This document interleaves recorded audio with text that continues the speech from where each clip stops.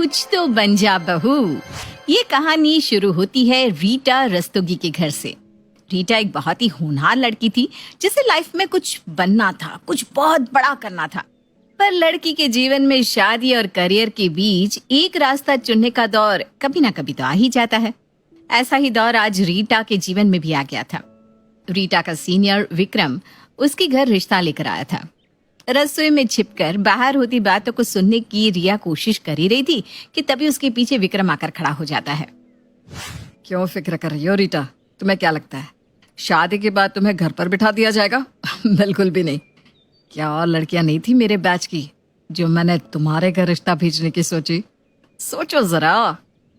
वही मैं सोच रही हूँ विक्रम, हम तो एक दो बार ही मिले हैं, फिर भी तुम मेरे घर रिश्ता लेकर आ गए, वो भी इतनी अच्छी प्रोफाइल के साथ जिसे देखकर किसी के घर की लड़की वाले मना ही नहीं कर सकते। नहीं नहीं, ऐसी बात नहीं है।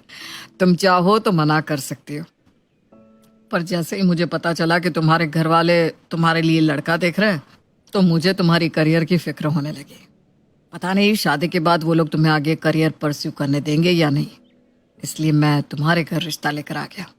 मैं चाहता हूँ शादी के बाद तुम बिल्कुल इसी तरह दिखो, एंथुसियास्टिक। शादी के बाद भी एक ऐसी लड़की जो पढ़ाई पर ध्यान दे, अपने करियर के बारे में सोचे। मैं तुम्हें कुछ बनता हुआ दिखना चाहता हूँ रीटा, खुद से भी आगे बढ़ता हुआ। चलो हॉल में चले। रीटा और विक्रम सभी के साथ बैठने के लिए हॉल में जाते हैं, जहाँ विक्रम की माँ रीटा को देखते ही कहती है, कितनी प्यारी है रीटा। मुझे विश्वास था विक्रम तेरी पसंद पर। चेहरा तो देख किस तरह चमक रहा है बच्ची का। और बताओ बेटा, कितना पढ़ी हो तुम और आगे क्या करना चाहती हो? वैसे तो मुझे विक्रम ने बता दिया है सब कुछ, फिर भी मैं तुमसे सुनना चाहती हूँ।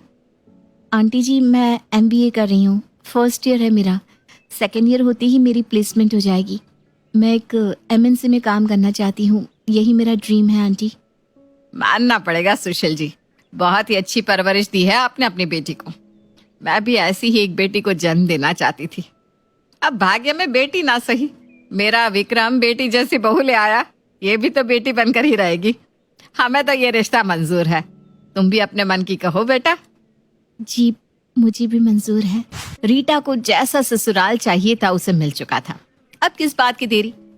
अच्छा मुहूर्त देखकर रीटा और विक्रम की शादी कर दी जाती है।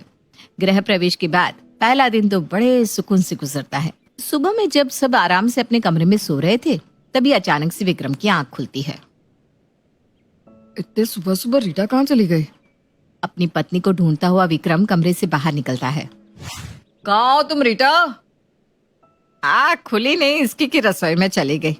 अब तू ही समझा इसे, हाथ की मेहंदी अभी उतरी नहीं और रसोई में बर्तन घिसने लग गई। अरे लोग क्या कहेंगे? ये लड़की बिना घर में कितने सारे नौकर हैं, वो कब काम आएंगे? विक्रम किचन में रीटा के पास जाकर कहता है, ये सब क्या है रीटा? तुम किचन में क्यों आ गई? कल रात को तुम बहुत थक गई थी। चलो कुछ देर आराम कर लो, मैं रामू काका से कहकर तुम्हारे लिए चाय बनवा देता हूँ। रामू काका! रुको रुको रुको, घर में नई बहू के रहते हुए नौकरों से काम करवाना अच्छा लगता है क्या? लोग क्या कहेंगे? ये तुम क्या कह रही हो रीटा? अचानक तुम्हें क्या हो गया? तुम्हें तो इन चीजों से बड़ी प्रॉब्लम थी और आज तुम किसी गृहिणी की तरह बात कर रही हो।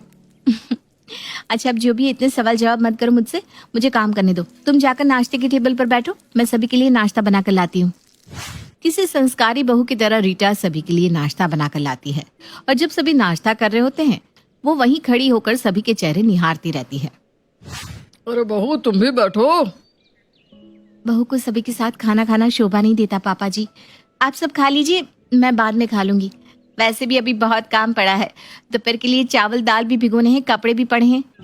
अपनी बहू का ऐसा बदला हुआ अंदाज कई कई को समझ में नहीं आ रहा था, और ना ही विक्रम को। और 2 दिन बाद विक्रम ऑफिस ज्वाइन कर लेता है। Back to work. निकलता हूँ रीटा, तुम भी अब देरी मत करो, कल ही अपना कॉलेज ज्वाइन कर लो। 3rd सेमेस्टर से तो और ज्यादा पढ़ाई पर ध्यान देने की जरूरत पड़ जाती है। अगर अच्छे मार्क्स लाई तुम तो अभी तुम्हारा प्लेसमेंट हो जाएगा। हाँ हाँ ठीक है, अब जाओ ना। शादी के बाद रीटा का ऐसा बदला अंदाज देखकर विक्रम अपने फ्रेंड से इस बारे में बात करता है। होता है यार, लड़कियों के साथ यही होता है। शादी के बाद जैसे ससुराल की जिम्मेदारी उन पर आती है ना, सारा एम्बिशन धरा का धरा रह जाता है। पति, सास, ससुर, बच्चा, इसी को अपना जीवन समझ लेती है लड़कियां। नहीं नहीं नहीं, मैं ऐसा नहीं होने दूंगा। मैंने इस रीटा से प्यार नहीं किया था। मुझे तो मेरी एंथुजियास्टिक एम्बिशियस रीटा चाहिए। मैं उसे मोटिवेट करूंगा। वहां जैसे विक्रम अपने ऑफिस में रीटा के लिए परेशान था, यहाँ घर में कई कई भी वैसे ही रीटा के लिए परेशान थी। वो अपनी बहू के पास जाकर कहती है, यही सब करना है क्या तुझे? जिंदगी में कुछ बनना नहीं चाहती बेटा? तेरी ट्रॉली से निकाल कर मैंने तेरी किताबें कमरे में बिस्तर पर रख दी है। जा कमरे में और पढ़ाई शुरू कर। जो औरतें इंडिपेंडेंट नहीं होती ना, उनकी कोई इज्जत नहीं होती। खुद के आत्मसम्मान को भूल मत बहू। और घर का काम का क्या है, वो तो नौकर कर लेंगे। रघु के सामने कई कई अपनी बहू का हाथ पकड़कर उसे कमरे में बिठाकर कमरा बाहर से लॉक कर देती है। अब 2 घंटे बाद ये कमरा खुलेगा। अगर ये लड़की पढ़ेगी नहीं तो फेल हो जाएगी। रात को विक्रम जब घर आता है, सभी नौकरों को सामने खड़ा कर रीटा कहती है, ये रहा आपका अब तक का हिसाब। कल से आप लोगों को आने की जरूरत नहीं है। अरे ये क्या कर रही हो तुम रीटा? इन्हें निकाल दोगी तो काम कौन करेगा? इस उम्र में मम्मी से काम नहीं होगा और तुम्हें पढ़ना है। घर के कामों को संभालने की जिम्मेदारी औरत पर होती है। इन चीजों में तुम मत पढ़ो, मैं देख लूंगी।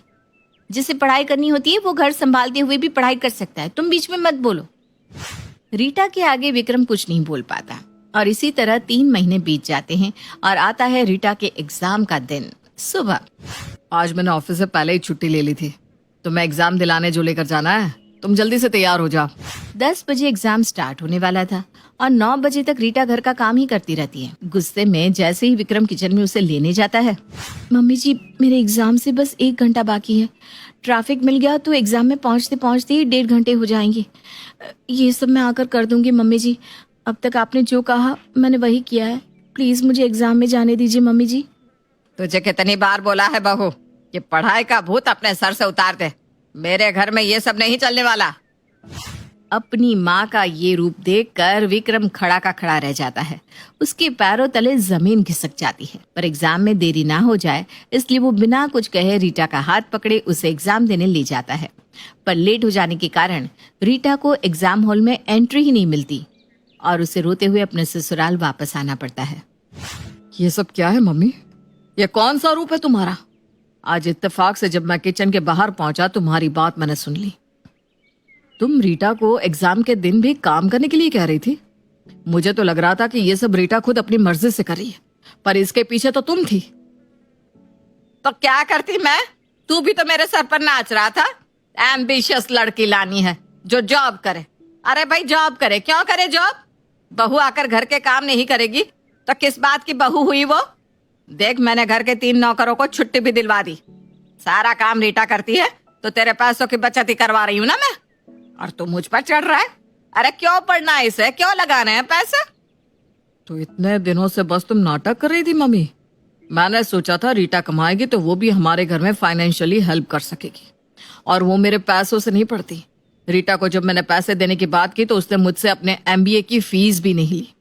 खुद लोन ले लिया और लोन से पढ़ रही वो, जिसे जॉब करके अपने पैसों से वो खुद चुकाएगी।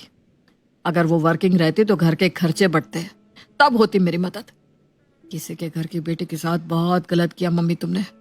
मुझे तुमसे ये उम्मीद नहीं थी। ये कहकर विक्रम गुस्से से अपने कमरे में जाकर दरवाजा बंद करके बैठ जाता है। मुझे नहीं पता था कि तुम इतने ज्यादा होशियारी करोगी। अपने बेटे के घर में आग लगाकर क्या मिला तुझे? जैसा नाम वैसी ही हरकत करती तुमने कई। अपनी आंखों के सामने सब कुछ बिखरता देख कई सहम जाती है और रीटा के पास जाकर कहती है, मुझे माफ कर दे बहू। किसी ने सही कहा है, जब एक बहू सास बनती है तो न जाने उसका कौन सा रूप बाहर आ जाता है। जैसे तू नई नई बहू बनी है, मैं भी तो नई नई सास बनी हूँ। मुझसे हो गई गलती, अब सब भूल कर नई शुरुआत करे। और उस दिन के बाद कई कभी अपनी बहू के भविष्य के आगे नहीं आती और दोनों सास बहू माँ बेटी की तरह रहने लग जाती हैं।